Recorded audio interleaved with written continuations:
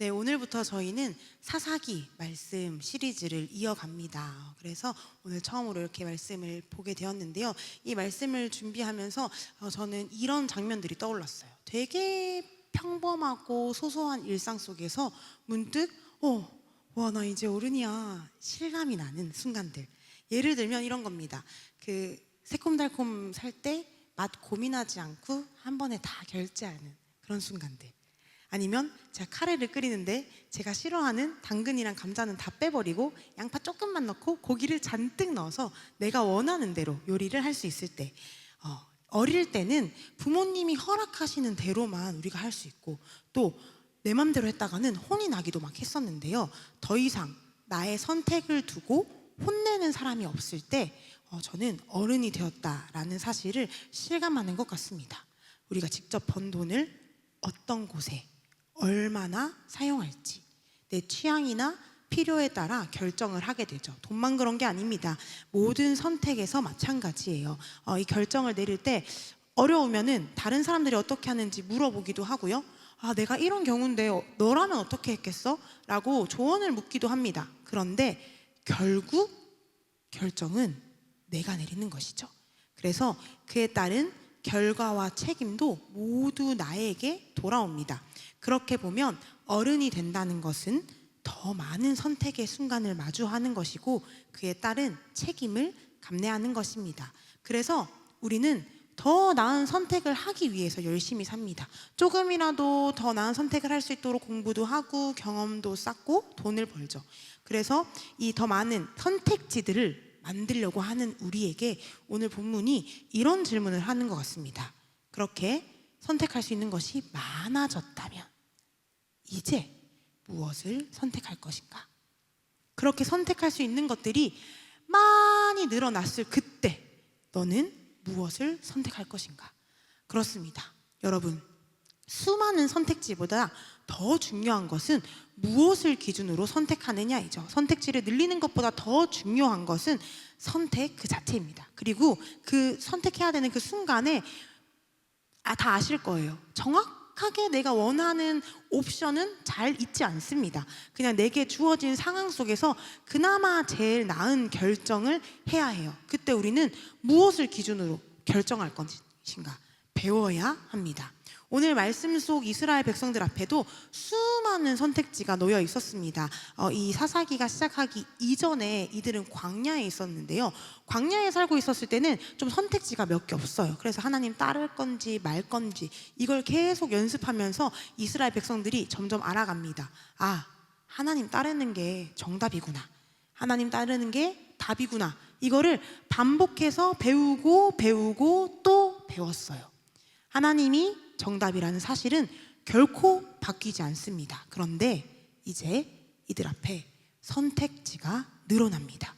하나님께서 이스라엘 백성들에게 약속하신 대로 가나안 땅을 주셨기 때문이에요. 자기들의 땅, 자기들이 머무르고 책임져야 할 것들이 생겨나니까 갑자기 결정해야 될 사안들이요 막 폭발적으로 늘어납니다. 어떤 방식으로 땅을 차지하고 그 땅에 무엇을 남겨두고 또 무엇은 쫓아낼 것인지 결정해야 돼요.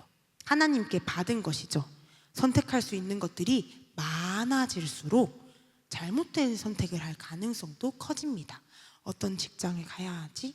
어디에 살아야 하지? 누구와 관계를 맺어야 되지? 나의 돈과 시간은 어떻게 사용할지. 그리고 무엇보다 그 안에 하나님이라는 정답을 포함시킬 건지 말 건지 모두 다 여러분이 결정하는 거예요. 제가 결정하는 거죠. 그렇다면 이스라엘은 어떤 결정을 내렸을까요? 오늘 본문 1장을 한번 눈으로 이렇게 훑어보시면 좋겠어요. 성경이 있으신 분들은. 그래서 오늘 우리가 읽었던 27절부터 36절 사이를 잘 살펴보면요 계속해서 반복되는 구절이 보입니다.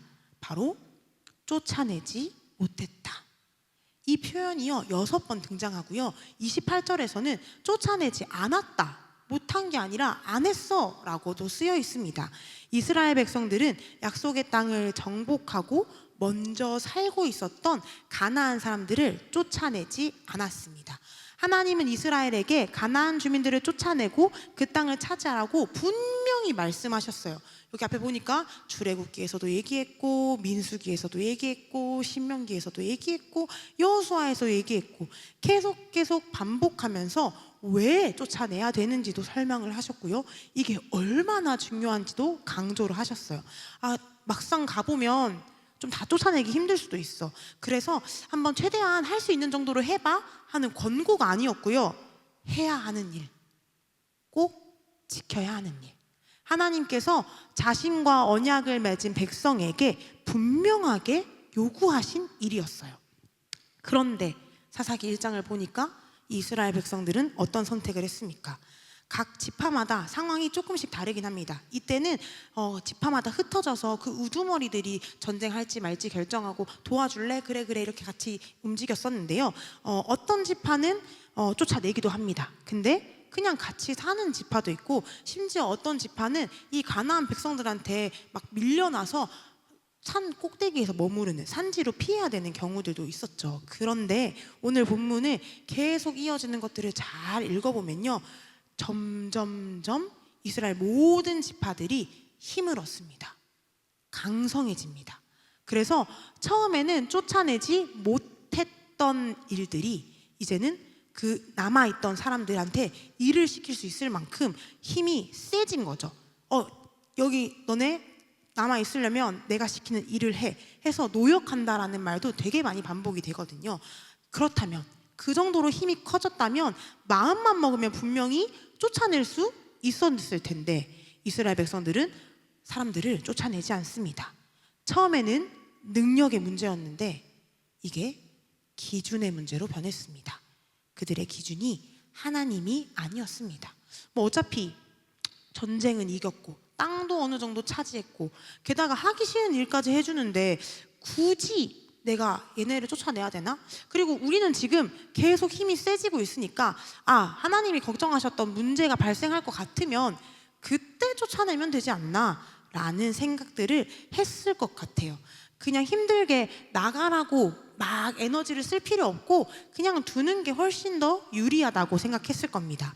가나안 사람들이 그때 이스라엘이 하기 싫었던 일을 대신 해주어서 정말로 유리하다고 느껴졌던 사실과 가나안 사람들을 그 땅에 남겨두는 것 자체가 이스라엘에게 유익하다는 사실은요, 전혀 다른 얘기입니다. 헷갈리나요? 지금 나한테 좋은 것과 계속 내 곁에 두어도 좋은 것은 완전히 다르다는 거죠. 이게 또 우리가 연애의 비유로 얘기를 하면요, 쏙쏙 이해가 되세요. 자, 예를 들어서 연애를 시작할 때 누군가 저를 좋다고 하는 거예요. 그래가지고 막 저를 따라다니고 제가 하는 거 막 눈여겨서 살펴보고 막 필요한 게 있으면 막 도와주고 하면 누가 나를 좋아해 주는 거 고마워. 그 마음은 고마운데 그 사람이 나를 좋아한다는 그 이유가 이 사람이 좋은 사람이라는 증거가 되진 않습니다. 그래서 이 사람이 좋아하는 마음 알겠고 따로 저 사람이 진짜 좋은 사람인가? 라는 거를 고민을 해봐야 된다는 거예요. 이거는 우리 공주님들 꼭 기억하셔야 됩니다. 나 좋아하는 사람을 만나는 게 당연한 거예요. 왜냐하면 연애는 좋아해서 시작하니까요. 그러니까 누구 사귈 때 저 사람이 저를 좋아해서요가 이유가 되지 않았으면 좋겠어요. 그거는 따로 놔두고 진짜 저 사람이 좋은 사람인가? 라는 질문을 해봐야 한다는 겁니다.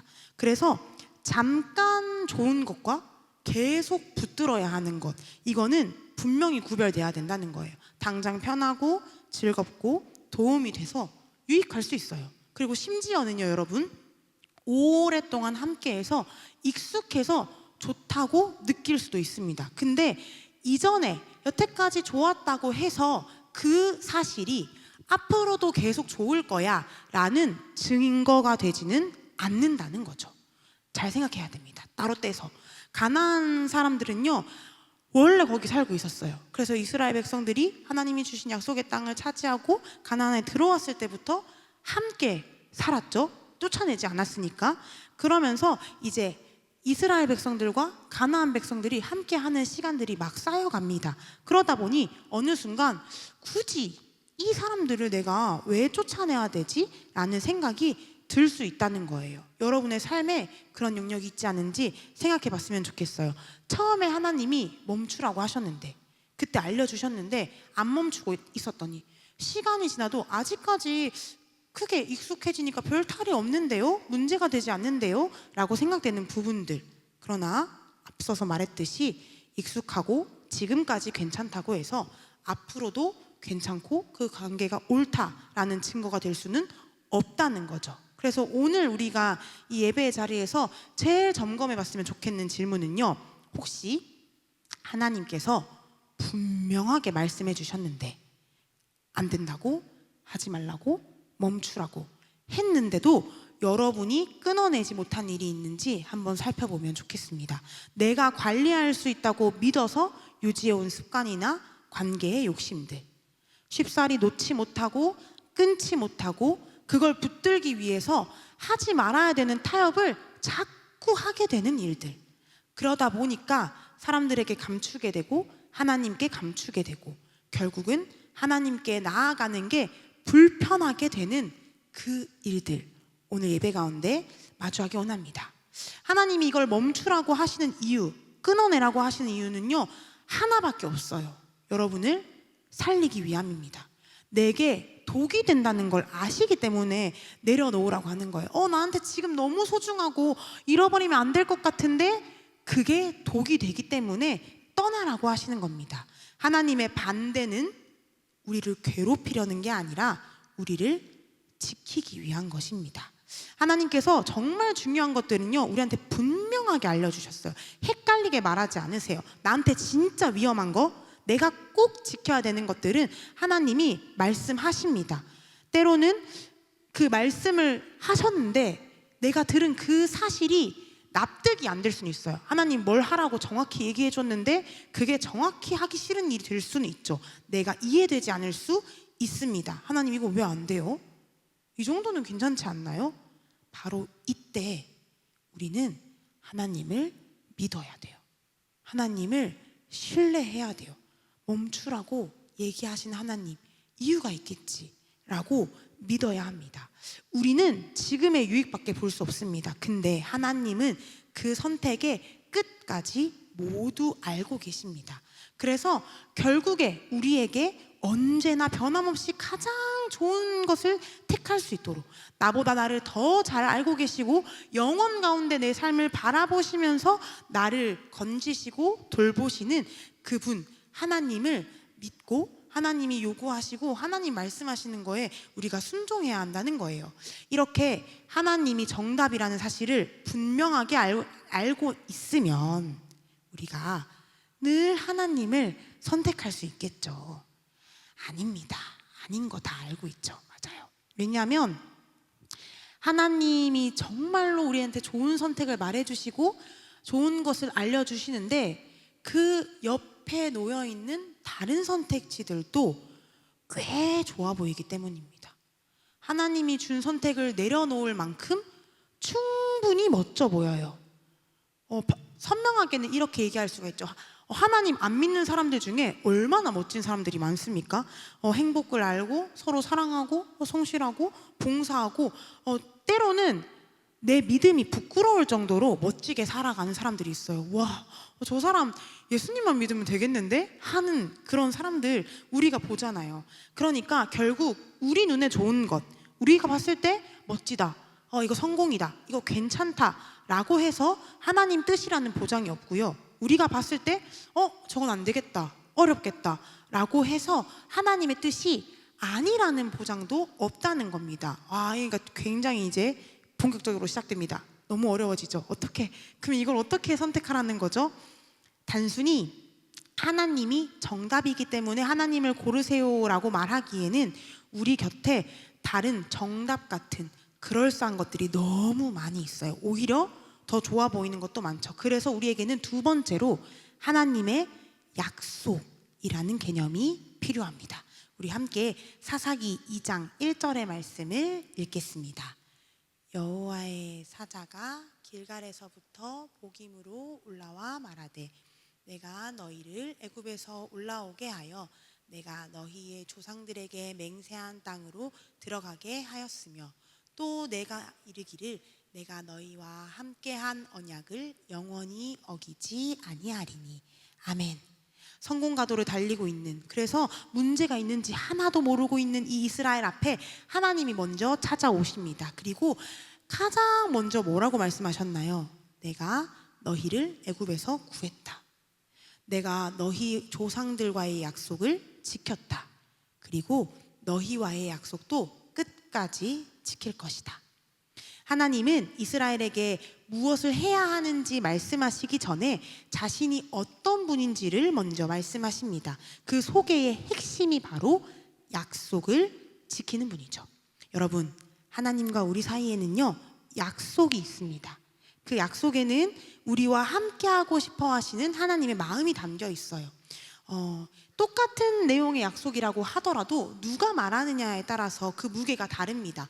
사랑하는 사람의 말을 믿는 것과 낯선 사람의 말을 따르는 것은 완전히 다르죠. 그리고 똑같은 내용이어도 내일 내가 연락할게 라고 말을 해도 평소에 약속 잘 안 지키는 사람이 말하면 그래 하고 기대도 안 하고 신경도 안 써요. 왜냐하면 안 할 거 아니까. 그 약속이 너무 가벼워집니다. 그런데 평소에 약속을 어긴 적이 한 번도 없는 사람이라면 그 사람의 약속은 어떻습니까? 내일 연락한다고? 왜 연락할까? 뭐 때문에 연락할까? 당연히 믿게 돼요. 그리고 기대하고 기다리게 됩니다. 그 사람이 어떤 사람인지 알기 때문에 그 약속에 힘이 생기고 그 약속을 믿을 수 있는 겁니다. 이 약속의 가치는요, 내용만으로 결정되지 않습니다. 누가 약속했는지도 굉장히 중요합니다. 우리는 하나님과 약속을 한 사이입니다. 하나님께서 나에게 무슨 말씀을 하셨는지도 정말 중요하지만 하나님이 약속을 주셨다는 것, 내게 약속을 주신 분, 그 하나님이 어떤 분이지 하고 요 사실을 기억하는 것도 굉장히 중요해요. 여러분에게 하나님은 어떤 분이십니까? 나를 정말 사랑하는 분? 아니면 소중히 여기시는 분? 우리가 정말로 잘 되기를 바라시는 분, 나보다 나를 더 잘 아시고 내가 보지 못하는 인생의 모든 면들을 이미 아시는 분, 그 사실을 기억한다면 하나님이 나 진짜 좋아해, 하나님이 날 정말 사랑하고 하나님 내가 진짜 잘 되기를 바래, 이 사실을 여러분들 기억하고 있다면요, 하나님의 말씀, 약속을 보는 마음이 달라집니다. 와, 하나님 나를 이렇게 사랑하시는 하나님이 하지 말라고 하면, 내가 이거 얼마나 좋아하는지도 아실 텐데 하지 말라고 하면 이유가 있겠지 라고 믿을 수 있어요. 하나님과 약속을 지켜야 될 때 때로는 내가 손해보는 것처럼 느껴져도 아니야, 근데 하나님은 나를 진짜 사랑하고 내가 진짜 잘 되길 바라시니까 이 손해보다 더 나은 선물을 준비하시고 기다리고 계실 거야 라고 생각할 수 있고, 또 다른 선택이 훨씬 커 보일 때도 내가 그 선택보다 내가 사랑하고 나를 사랑해 주시는 하나님과의 관계를 지키기로 결정할 수가 있게 되는 것입니다. 모든 선택의 기로 앞에서 뭘 골라야 되지? 헤매는 순간일 때 우리는 흔히 하나님 이거 맞나요? 이거 하나님 뜻인가요? 저도 그래요. 안 틀리고 싶으니까 하나님 이렇게 해도 되나요? 이게 맞으면 이렇게 해주세요 라고 기도하게 되죠. 근데 진짜 오늘 말씀을 바라보니까 그냥 하나님한테 허락을 받아내는 게 아니라 내 마음을 고백할 수 있어야 합니다. 하나님, 저 이걸 하고 싶어요. 전 이게 됐으면 좋겠어요. 근데 하나님은 어떻게 생각하시나요? 솔직하게 내 마음을 꺼내어 놓고 하나님의 마음도 들을 준비를 하는 것, 그게 바로 선택하는 비법, 결정 내리는 방법이었습니다. 내가 하고 싶은 걸 얘기했을 때 때로는 하나님께서 그래 한번 해보렴 이라고 얘기하실 수도 있죠. 그리고 때로는 그거는 내려놓자 라고 하실 수도 있습니다. 당장 나의 생각으로는 하나님의 그 뜻이 잘 이해되지 않을 수가 있어요. 근데 중요한 건요, 우리가 답을 얻으려고 애쓰는 게 아닙니다. 우리 지난주부터 얘기했던 우리 삶의 목적은 답을 맞추는 게 아니라 하나님과 함께 하는 것이잖아요. 그렇다면 이 하나님과의 관계를 지켜나가고 하나님과 함께 사는 방법으로 이걸 어떻게 풀어낼 수 있을까? 하나님과 함께 산다면 내가 여기서 어떻게 대처하고 반응할 수 있을까? 이 자체, 이 과정 자체가 정말로 큰 의미를 가진다는 것이죠. 결국 우리가 하나님의 사람, 그리스도인으로 믿음의 사람으로 산다는 건 목적을 잃지 않고 하나님과 함께 산다는 것을 의미하는데, 오늘 말씀의 장면에서 조금 더 살펴보니까 모든 선택에 정해진 답을 찾는 게 아니라 하나님이 어떤 분인지를 알아가는 거예요. 이 질문 앞에서, 이 결정해야 되는 사안 앞에서 하나님은 어떤 분이지 생각하고, 또 하나님이 내게 주신 약속을 신뢰하고 그 말씀을 따르고, 무엇보다 그 하나님의 약속을 선택하기로 내가 결정하는 것, 내가 책임지겠다, 결정하겠다, 내 삶을 살아내는 것이 정말로 중요합니다. 그래서 잘 들어야 돼요. 하나님이 어떤 분인지 알아야 하니까. 하나님과 함께 한다는 건 내가 말만 하는 걸로 함께 할 수가 없죠. 하나님은 어떻게 하시는지 물어봤다면 그 대답을 들을 준비가 되어 있어야 합니다. 그래서 오늘 사사기 2장 2절에서 보니까 하나님이 이스라엘에게 너희는 내 목소리를 듣지 않는다, 어째서 나의 말을 듣지 않니? 라고 하시고요, 그 말을 들은 이스라엘 백성들은요 대성통곡합니다. 아, 내가 하나님 말씀을 안 들었구나, 이제 큰일 났다. 이 하나님이 얘기해 주는 거 들으니까 자기들 상황이 얼마나 딱하고 얼마나 큰일 났는지를 알게 돼서 막 잘못을 깨닫고 눈물이 났어요. 그런데 여러분, 눈물은 삶의 방향을 바꾸지 못합니다. 이들은 마음은 아파했지만 하나님 말씀 듣는 걸 멈추고요, 그냥 자기 연민에 빠지고 자기 슬픔에 빠지고 안타까움에 빠졌어요. 말씀을 듣는다는 것, 말씀을 듣고 살아간다는 건요, 들었다가 아니라 계속해서 말씀을 듣는 삶은요, 여러분이 지금 여기서 제가 전해주는 말씀만 듣는 게 아니라, 여러분들이 성경책을 폈을 때만 하나님 말씀을 읽어서 듣는 게 아니라, 삶의 자리에서 계속해서 하나님 어떻게 생각하실까? 하나님 뭐라고 말씀하실까? 귀 기울이는 삶입니다. 이 듣는 말씀이, 내가 오늘 들었던 이 말씀이 내 삶에 영향을 미쳐야 돼요. 말씀이 진짜 육신이 되어서 살아 움직일 때 하나님의 말씀이신 하나님과 함께 사는 삶이 되는 거죠. 하나님 막 말씀이 떠오르고 그거에 대해서 한 번에 맞출 수는 없어요. 저는 여러분들이 말씀 그대로 100% 구현해서 살라는 게 아니라 어떻게 하면 구현할 수 있을까 고민하는 거, 몸부림치는 것부터 시작이라고 생각합니다. 그래서 내가 선택해야 되는 크고 작은 순간마다 근데 하나님은 이거 어떻게 하시지? 저도 이게 잘 안 돼요. 그래서 제가 요즘에 자주 하는 말, 안 물어봤다, 이걸 자주 합니다. 안 물어봤다, 이거 안 물어보고 내가 먼저 결정했네. 근데 전 이렇게 알아차리는 게 중요한 것 같아요. 안 물어봤다는 걸 기억해야지 다음번에 물어볼 생각을 하거든요. 여러분, 그래서 한 번에 정답으로 가실 생각일랑 마시고 좁은 길 차곡차곡 하나님께 물어봐야겠다. 나 이거 안 물어봤다 하면서 계속해서 하나님께 귀 기울이는 우리가 되면 좋겠습니다. 사실은 이번 주에 이제 제가 청년부에 와가지고 처음으로 2주 연속 말씀을 전하는 거라서 유난히 떨리기도 하고, 사실 사사기 말씀을 제가 지키는 게, 이 말씀에 제 삶을 막 비추는데 꽤 힘들더라고요. 아니, 힘들다기보다 어렵더라고요. 그래서 이 말씀을 계속 묵상하면서 저는 운동하는 제 모습이 계속 생각이 났습니다. 제가 요즘에 운동을 진짜 재밌게 합니다. 사실 원래 운동을 잘 못하거든요. 근데 맨날 하다가 말다가 이걸 계속 반복하고 나니까 어느 순간 이게 차곡 쌓이는 순간이 왔어요. 그게 바로 2026년이에요. 그래가지고 이제 운동을 하니까 실력이 쌓인다, 할 수 있다, 막 이렇게 성취하는 재미도 있고요. 무엇보다 몸이 진짜 건강해집니다. 그래가지고 막 체력도 늘고 같이 하는 사람들도 너무 좋고 재밌고, 그래서 운동하는 시간이 많이 늘어났어요. 그래서 제일 큰 변화는 제가 예전에는 쉬어야 하는 시간이 많이 필요했는데 운동을 하니까 체력이 좋아져가지고 쉬는 시간이 줄어들고 제가 마음껏 쓸 수 있는 시간이 늘어났어요. 그 앞에서 오늘 말씀 질문을 던지게 됩니다. 제가 마음껏 쓸 수 있는 시간이 늘어난 지금, 내가 선택할 수 있는 게 많아졌다면 나는 무엇을 선택해야 되지? 저에겐 이게 운동이고요. 여러분들도 그런 영역이 있을 거예요. 우리가 이제 2026년 상반기를 지나고 하반기에 들어서면서 상반기에 결심하고 다짐하고 시도했던 일들이 하나 둘씩 열매를 맺을 거예요. 어떤 일에 있어서 탁월한 능력을 발휘하고 계실 수도 있고, 돈이 늘어났을 수도 있고, 저처럼 시간이 늘어났을 수도 있고, 좋은 관계가 생겼을 수도 있죠.